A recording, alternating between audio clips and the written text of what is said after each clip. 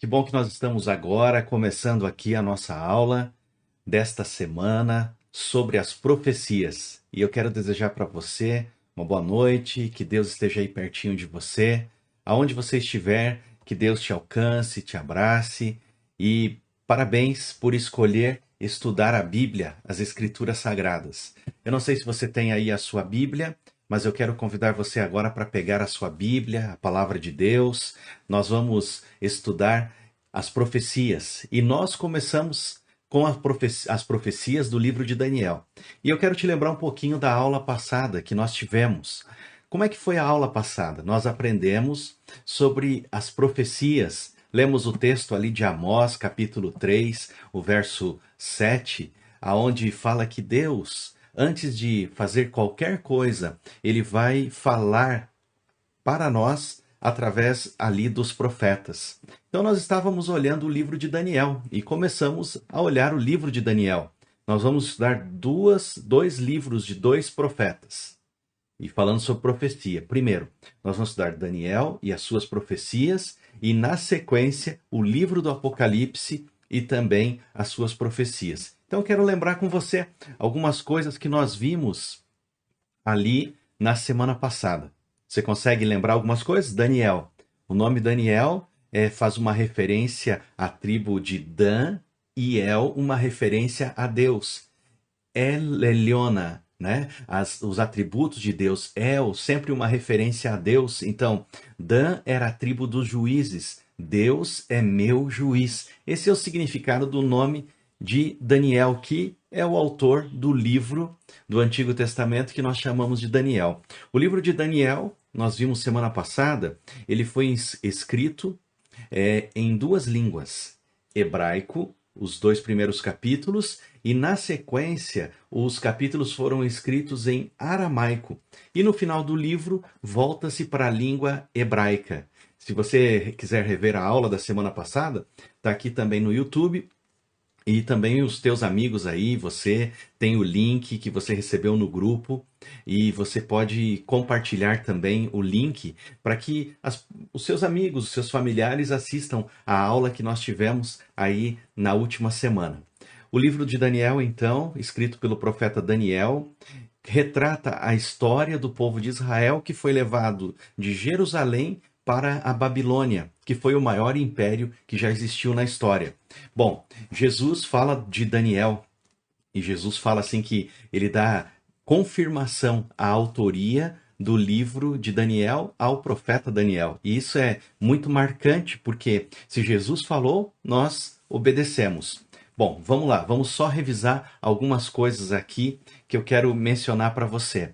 O livro de Daniel, então, ele vai trazer para nós esperança e otimismo. O livro de Daniel vai nos dar também coragem. Ao estudar o livro de Daniel, você tem esperança, otimismo e você vai ter coragem para viver os seus dias. O livro de Daniel também tem duas grandes divisões. Quando você olha a Bíblia, o livro de Daniel tem duas grandes divisões. Ah, é? Sim, é. Ele tem uma divisão chamada de histórica e uma divisão chamada profética. Qual é a parte histórica do livro de Daniel? O livro de Daniel, a parte histórica, são os primeiros 6 capítulos. A partir do capítulo 7 do livro de Daniel, nós vamos encontrar a parte profética aqui do livro de Daniel, as profecias. Semana passada, nós também vimos que a profecia pode ser clássica ou apocalíptica. Só relembrando para você, a profecia clássica, ela tem o seu efeito, o seu cumprimento nos dias do profeta. E a profecia apocalíptica? A profecia apocalíptica lança o olhar de Deus sobre o futuro, é Deus antecipando o futuro, mostrando o futuro. E a profecia apocalíptica sempre tem a ver com, como é que eu posso dizer para você assim? A profecia apocalíptica tem a ver com os últimos momentos da história ali da humanidade. Tá bem? Então, só algumas lembranças aí para você da semana passada, do nosso livro aqui de Daniel. E é importante dizer para você que duas grandes personalidades da história, Cristóvão Colombo, que descobriu as Américas, ele estudou o livro de Daniel, e foi este livro de Daniel e também de Apocalipse que o impulsionou a fazer descobertas. Foi isto. E o cientista Isaac Newton também escreveu até um livro sobre Daniel, o livro de Daniel e as profecias de Daniel. Bom, hoje eu quero agora então convidar você para pegar a sua Bíblia e ir até o capítulo 1 do livro de Daniel. Pegue a sua Bíblia. Também vou pedir para você não esquecer de pegar caneta, de pegar um papel, ter um bloco de anotações aqui na nossa aula, porque nós vamos ter muitas informações importantes. E o livro de Daniel, ele vai se autoexplicando. E ele vai utilizando a linguagem de toda a Bíblia. Por quê? Porque toda a escritura é inspirada por Deus. Toda a escritura, ela é inspirada por Deus. Então, o Antigo Testamento, o Novo Testamento também é inspirado por Deus. Bom, vamos lá? Daniel capítulo 1, é o ano 605 a.C., 605 a.C., e nós estamos aqui visitando esse livro, o livro do profeta Daniel. Bom, vamos orar então agora? Se você puder aí fechar os olhos aonde você está, antes de ler a Bíblia, nós sempre oramos ao Senhor. Então vamos fechar os olhos e orar a Deus? Querido Deus, obrigado, Senhor, por nós estarmos aqui para aprender um pouco mais das Escrituras, aprender um pouco mais da Tua palavra. Pedimos, Senhor Deus, a iluminação do Senhor para compreender aquilo que o Senhor inspirou e está aqui na Bíblia. Nos ajuda, Senhor Deus, a entender a Tua palavra. Hoje, no nome de Jesus. Amém. Muito bem, então vamos lá. Capítulo 1 do livro de Daniel. Daniel significa Deus é meu juiz. Há uma escritora chamada Ellen White que ela fala assim, que depois de Jesus Cristo, Daniel é o mais puro. Falei para você semana passada que Daniel foi para a Babilônia quando ele tinha 17 anos de idade. E nós vamos ver isso aqui no capítulo 1 do livro de Daniel. Aqui o verso 1 diz assim, está acompanhando aí com a Bíblia? Daniel, capítulo 1, o verso 1. Sempre deixe marcado o livro de Daniel, porque nós vamos fixar a nossa mente, o nosso estudo aqui no livro de Daniel. Daniel, capítulo 1, o verso 1, diz assim: No ano terceiro do reinado de Jeoaquim, rei de Judá, veio Nabucodonosor, rei de Babilônia, a Jerusalém e a sitiou. Há duas cidades aqui. E Agostinho, um homem que é chamado e conhecido como um dos pais da igreja, ele fala assim que toda a pessoa, todo ser humano, está entre duas cidades, Babilônia e Jerusalém. E aqui, no livro de Daniel, aparecem também duas cidades, Babilônia e Jerusalém. E dois reis, Jeoaquim e o rei Nabucodonosor. Babilônia é o centro da rebelião contra Deus. É isso que Babilônia representa. Babilônia representa rebelião, confusão. É isso que a Babilônia está representando aqui. E também você vê a apostasia em Babilônia. A Babilônia é uma cidade agora muito poderosa, é uma cidade-nação. Ela está, a Babilônia, na região do Iraque. E a Babilônia ataca Jerusalém. Jerusalém é a cidade da paz. Até as escrituras falam no livro de Salmos, orai pela paz de Jerusalém. Mas o que está por trás aqui? Uma palavrinha. O grande conflito. Uma guerra que é cósmica e que está também estabelecida aqui na Terra. A guerra entre Deus e os seus anjos e o inimigo de Deus e os seus anjos. Há uma guerra sendo travada. Babilônia conquista Jerusalém. A confusão conquista a paz. E parece que o certo é dominado pelo errado. E o certo fica neutralizado por tudo aquilo que é errado. E isso é para a gente pensar. Não sei se alguém já comentou com você alguma vez algo mais ou menos assim. Se Deus é tão bom, se Deus é tão bom, por que o crime parece triunfar? Por que o mal vence o bem? Por que o bom sofre E aquele que faz só maldade parece que ele avança, parece que ele prospera. Por que que criancinhas, bebês de colo, elas estão com câncer? Se Deus é tão bom, por que que crianças estão com câncer? Por que que, se Deus é tão bom, por que que uma família tem que passar pelo divórcio? Se Deus é tão bom, por que que um motorista que bebeu, está alcoolizado, ele dirige o carro bêbado e ele bate num menino de 18 anos de idade que tem toda a vida pela frente e a batida machuca, fratura a coluna e o menino, o jovem de 18 anos, ele fica ali tetraplégico, paraplégico. Por quê? Se Deus é bom. Se Deus é tão bom, né? Alguém já fez essa pergunta para você? Se Deus é tão bom, por que que parece que o errado está vencendo? Tem um poema que eu anotei aqui nas minhas anotações, um poema. O poema é de Jan Hazaloff. E ele escreve assim, eu quero ler esse poema para você. Ele fala assim, ó: a verdade sempre no cadafalso, o errado sempre no trono. Mesmo que o cadafalso ameace o futuro, além da incerteza e do desconhecido, existe um Deus que cuida dos seus. E é isso que nós vemos aqui no livro de Daniel. Babilônia vence Jerusalém. Parece que o mal está triunfando, está vencendo. Parece. Mas Deus não perdeu o controle da história. Deus não perdeu o comando da história. O primeiro verso que nós vemos aqui introduz então esse tema. Veja, ó, no ano terceiro, capítulo 1 de Daniel, verso 1. No ano terceiro do reinado de Jeoaquim, rei de Judá, veio Nabucodonosor, rei de Babilônia, a Jerusalém, e ele a sitiou.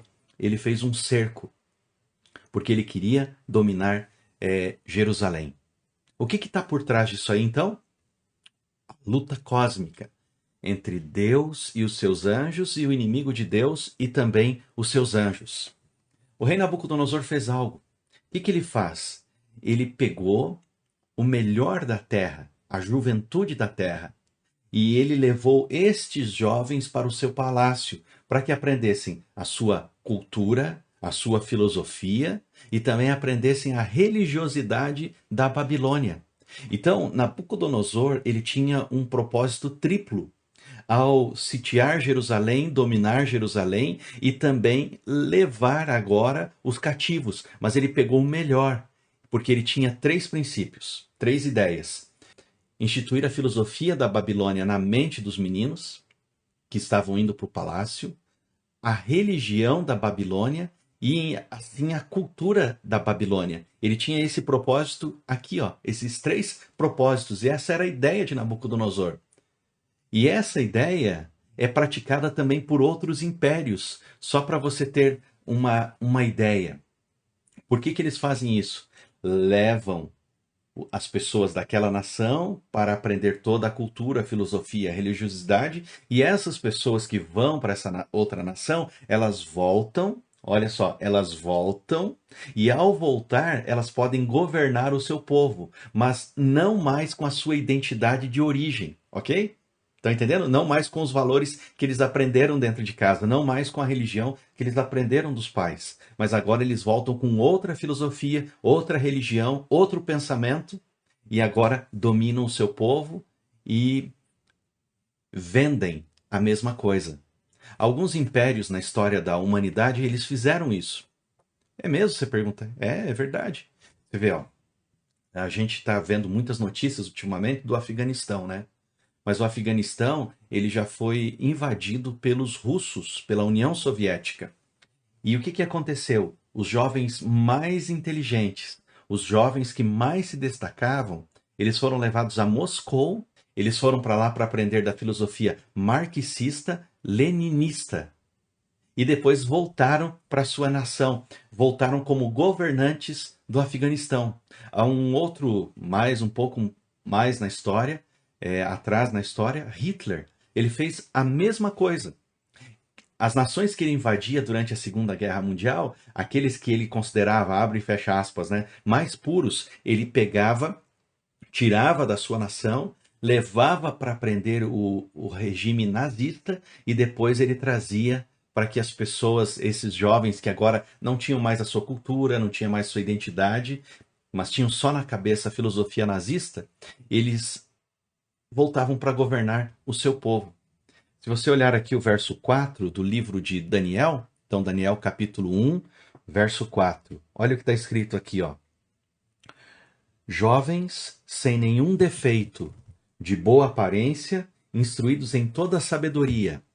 Na minha versão da Bíblia diz assim: doutos em ciência e versados no conhecimento, e que fossem competentes para assistirem no palácio do rei, e lhes ensinasse a cultura e a língua dos caldeus. Se você olhar aqui, ó, aparece uma palavrinha no início do capítulo 4, jovens. Por que a gente fala assim, Daniel tinha 17 anos de idade quando foi para a Babilônia? Por causa desta palavrinha. Essa palavrinha faz referência a adolescentes no finalzinho da adolescência. Então eles tinham entre 17 e 18 anos de idade quando eles foram levados como escravos ali, como cativos para a Babilônia. Percebeu um detalhe? Os jovens sem defeito, de boa aparência, com muito conhecimento e que fossem versados. Eles eram versáteis. Então eles eram versados no conhecimento, na ciência, na cultura. E ele pega o melhor e leva para o palácio, com essa intenção. Os jovens assim mais brilhantes de Jerusalém, a cidade da paz, e que tivessem habilidade para viver, olha a habilidade que eles tinham, para viver no palácio do rei. A fim, diz as escrituras aqui, ó, de que fossem ensinados nas letras e na língua dos caldeus. Eles iriam aprender outro idioma, eles aprenderiam outra cultura, e assim eles talvez até perdessem a sua identidade.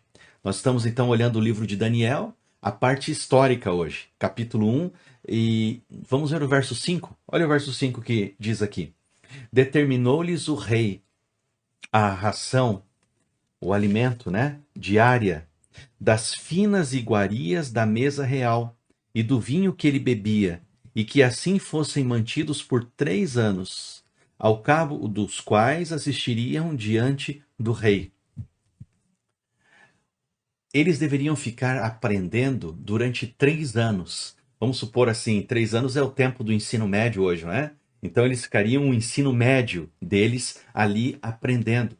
Mas eles deveriam se alimentar e beber da mesma coisa, da mesma comida, da mesma bebida que o rei se alimentava e que o rei bebia.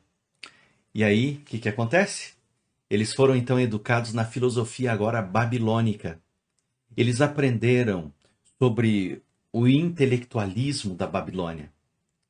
Eles aprenderam muito dessa cultura. Eles aprenderam sobre a religião da Babilônia.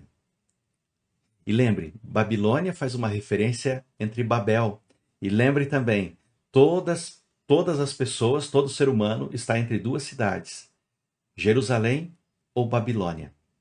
Eles aprendem tudo. E para completar assim o processo de lavagem cerebral, o rei da Babilônia, Nabucodonosor, ele faz algo que é muito forte para que a pessoa perca a identidade. Ele muda o nome das pessoas. E a palavra de Deus vai dizer isto. A mudança que houve no nome das pessoas que estavam ali no palácio, que foram levados ao palácio. E mudando o nome, Nabucodonosor tinha uma intenção: mudar também a personalidade deles. Você sabe que na Bíblia, quando você lê a Bíblia, né, a palavra de Deus, quando você lê a Bíblia, você percebe que os nomes têm significados. Por exemplo, João significa bondade de Deus. Pedro, pedrinha, pedregulho. Saulo teve o nome mudado. Ele era o perseguidor, passou a ser Paulo, o apóstolo. Jacó O significado do nome Jacó significa assim, aquele que se agarra ao calcanhar, ou aquele que segura o calcanhar. Numa ideia de alguém que segura o calcanhar do outro para que o outro caia. O significado de Jacó, por ser, como eu posso dizer assim para você, aquele que se agarra ao calcanhar, pode ter um significado duplo também. Pode significar enganador, usurpador, entende? Só que quando ele teve um encontro com Deus, o nome dele foi mudado para Israel. Pois é, os nomes têm significado. E os nomes dos rapazes que aparecem na Bíblia, esses meninos que entre 17 e 18 anos foram levados para a Babilônia, também têm o seu significado. Por exemplo, Daniel, você já sabe o significado. Deus é o meu juiz. Agora pense comigo algo assim. Ele está andando, Daniel, no palácio do rei. E uma pessoa pergunta assim: qual que é o teu nome? Daniel. Deus, o Deus do céu, o Criador de todas as coisas, o mantenedor de todas as coisas, ele é o meu juiz. E não o rei da Babilônia. Isso seria muito agressivo para um rei orgulhoso, vaidoso. Muito agressivo. Então, quem é o meu juiz? É Nabucodonosor, o rei da Babilônia? Não. O meu juiz é Deus. O que o rei faz? A Bíblia diz assim, olha, no verso 6, capítulo 1, verso 6. Entre eles achavam os filhos de Judá, Daniel, Ananias, Misael e Azarias.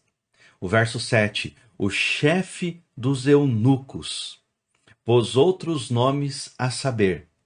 A Daniel, o de Beltesazar.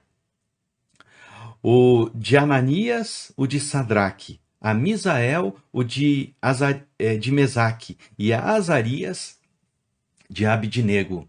Consegue acompanhar aí? O que o rei está querendo fazer?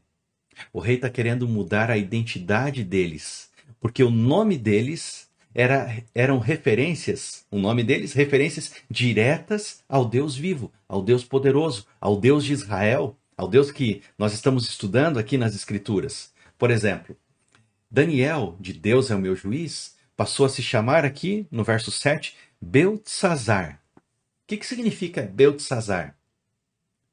Beltesazar significa, assim, o guarda dos tesouros de Bel. O guarda, aquele que guarda os tesouros escondidos de Bel. Quem é Bel? É um dos deuses da Babilônia. Se você voltar aqui comigo, no capítulo 1, o verso 2, vai dizer assim, ó. Olha aqui, ó, capítulo 1, verso 2. O Senhor lhe entregou nas mãos a Jeoaquim, rei de Judá, e alguns dos utensílios da casa de Deus. A estes levou-os para a terra de Sinear, para a casa do seu Deus, e os pôs na casa do tesouro do seu Deus. Qual é o Deus? Bel. O que Nabucodonosor levou para a Babilônia? O candelabro, levou a mesa, os utensílios que eram usados para adoração a Deus. Ele leva os utensílios para a Babilônia e coloca na casa do seu Deus, Bel. Entende o que está acontecendo aqui? Daniel, de Deus é o meu juiz, ele passa a ser agora o guardião dos tesouros escondidos de Bel. Ele muda o nome. Se você olhar agora aqui também comigo, veja, o verso 6, a gente já leu, o 7 agora. O chefe dos eunucos lhes pôs outros nomes, a saber a Daniel, o de Beltesazar. Então, o guardião dos tesouros escondidos de Bel. Quem que era Bel? Bel, o deus da Babilônia, era um dos 13 deuses da Babilônia. Ele era um dos 13 deuses da Babilônia. Bel Marduk. Esse Bel é tipo assim, um deus dos deuses, o deus soberano. Por isso que Nabucodonosor leva os utensílios que ele tirou do templo do Deus de Israel, dizendo assim, o Deus de Israel foi derrotado. Então os tesouros vêm para o templo de Bel. E agora ele muda o nome de Daniel. Deus é meu juiz? Não mais. Eu sou o guarda agora dos tesouros escondidos do Deus Bel. Há um outro nome aqui que é modificado, Ananias. O que significa Ananias? Anote aí. Ananias significa assim, olha. O nome de Ananias significa: o Senhor é bondoso comigo. Qual Senhor? Deus. Ele falou assim: você vai passar a se chamar Ananias, Sadraque. Agora pense comigo. A mãe de Ananias, né, e essas mães de Israel, elas davam os nomes com significado para os seus filhos. Eu tenho 2 filhos, você sabe? Então, o nome do meu filho mais velho é Johan, que é Deus é bondoso, ou bondade de Deus. Tem um significado. O do mais novo é Yuri, homem bondoso que age com paciência e promove a paz. Esse é o significado do nome do meu segundo filho. Então, as mães de Israel, os pais de Israel, davam nomes com significados para os seus filhos e sempre referências a Deus. Ananias, olha só, o Senhor é bondoso comigo. Imagine a mãe amamentando Ananias e falando assim: é, Ananias, ela estava dizendo, o Senhor é bondoso comigo. Ele correndo, brincando, andando para lá e para cá, e falava: Ananias, vem cá, o Senhor é bondoso comigo, vem aqui. Entende? Então, o que que acontece? O Senhor é bondoso comigo, não os deuses da Babilônia são bondosos comigo. O Senhor é bondoso comigo. O que que ele passou a ser chamado? A Bíblia diz aqui, ó, passou a ser chamado Sadraque. Era dizer assim, ó, o Senhor não é mais bondoso com você. Qual o significado de Sadraque? A inspiração do sol. Em vez do Senhor agora, o sol é que conduz a sua vida. O sol é um astro, né? O sol foi criado por Deus e até tem um dia nas escrituras da criação do sol. Vamos ver outro nome aqui? Misael. Misael significa assim, aquele que se parece com Deus, o Deus do céu. Aquele que tem paciência, aquele que tem bondade, aquele que tem amor como o caráter de Deus. E qual que foi o nome que foi escolhido para ele? A Bíblia diz aqui, ó, a Misael, o de Mesaque, que significa o servo da deusa Shelba. O servo da deusa Sheba. Parece que é como se alguém lhe tivesse dito: esqueça quem você tem como caráter, a quem você se espelha, a quem é o seu exemplo, que é Deus. Agora lembre-se, você é um servo da deusa Sheba. Tem mais um aqui, ó. A Azarias, no capítulo 1, verso 7, pôs o nome de Abdinego. O nome Azarias significa o Senhor é o meu ajudador. Olha que bonito esse significado, né? Azarias. O Senhor é o meu ajudador. Seria difícil para Azarias. O Senhor é o meu ajudador, andando no palácio da Babilônia, resolvendo os negócios do rei, e de repente ele ouvir assim: Azarias, vem cá, o Senhor é o meu ajudador. Haveria um conflito religioso interno. Lembre que todo o pano de fundo do livro de Daniel é o grande conflito, a luta entre o bem e o mal. Azarias, o Senhor é o meu ajudador. E ele mudou o nome dele para Abdinego. Nabucodonosor mandou mudar o nome para Abdinego, quer dizer, o servo de Nebo. Eles passaram de ser adoradores de um Deus vivo, único, para com nomes que fazem referência à idolatria. É para pensar nisso, né? É para pensar nisso. Agora, vamos ali em Daniel capítulo 1, o verso 8, porque nós vamos ver aqui agora um banquete que foi sedutor e um cardápio cheio de idolatria. Se você olhar a sociedade da Babilônia, ela era materialista. A sociedade da Babilônia, ela tinha como base o sexo, a orgia. Ela estava moralmente, ela era corrompida e ela era uma geração governada sempre pela emoção. Esses 4 jovens que foram para a Babilônia e foram direto para o palácio, Daniel, Azarias, Misael, né? Esses meninos que foram para ali, e Ananias, eles foram para representar a Deus. Eles foram falando assim: nós somos representantes de Deus. E eles agora estavam sendo forçados a deixar Deus de lado para viver a orgia, a idolatria, a imoralidade e viver não pela razão, mas sim totalmente pela emoção e se conformar ali com a sociedade da Babilônia. Por que você acha que num livro que tem o nome Daniel, Deus começa com uma história e não com uma profecia? Você já se perguntou assim, talvez esteja perguntando assim, pastor, por que a gente não vai direto para a parte das profecias? Lá no capítulo 7, por que nós estamos indo para a parte primeiro da história? Porque o livro de Daniel, Deus não começou o livro de Daniel com uma profecia avassaladora. Deus poderia ter falado assim, vou começar o livro de Daniel com profecias, vamos fazer aqui um movimento e eu vou começar com as profecias. Não, Deus falou assim, eu vou começar aqui contando a história, porque no pano de fundo, e eu quero sempre lembrar isso para você, está o grande conflito, a luta do bem contra o mal. Veja comigo no verso 8 aqui, do livro de Daniel, capítulo 1, então, verso 8. Resolveu Daniel firmemente não contaminar-se com as finas iguarias do rei, nem com o vinho que ele bebia. Então pediu ao chefe dos eunucos que lhe permitisse não contaminar-se. Ele faz um pedido. Qual que é o propósito? Daniel resolveu. Ele resolve, ele decidiu no seu coração. Daniel escolheu não se contaminar.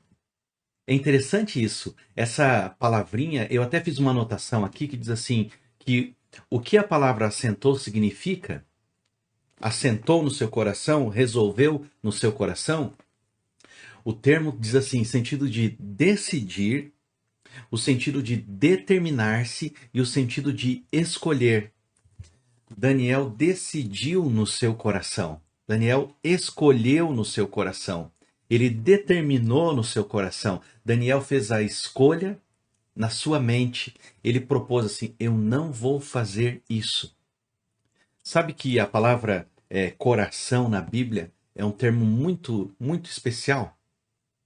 A palavra coração na Bíblia é o lugar do intelecto, é o lugar da emoção, é o centro do processamento do pensamento. É isso que é o coração.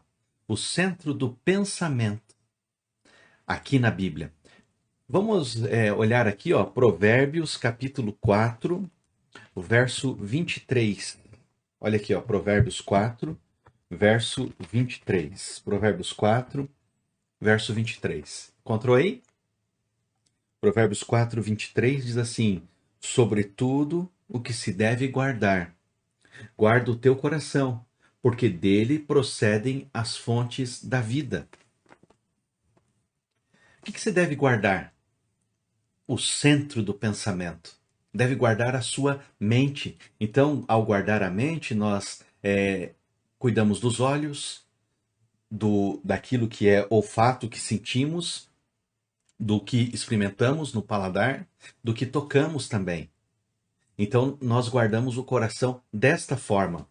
Foi assim que Daniel propôs, colocou essa resolução no seu coração. No verso 9 do capítulo 1 de Daniel, vamos lá voltar ali para o capítulo 1 de Daniel, o verso 9, diz assim: ora, Deus concedeu a Daniel misericórdia e compreensão da parte do chefe dos eunucos. Deus, quando viu o propósito de Daniel, concedeu a Daniel aquilo que ele queria e trabalhou no coração do chefe dos eunucos para que ele fosse favorável ao desejo de Daniel. É fantástico isso, né? Quando a gente escolhe algo ao lado de Deus, Deus age nos outros para que os outros nos ajudem a obedecer a palavra de Deus.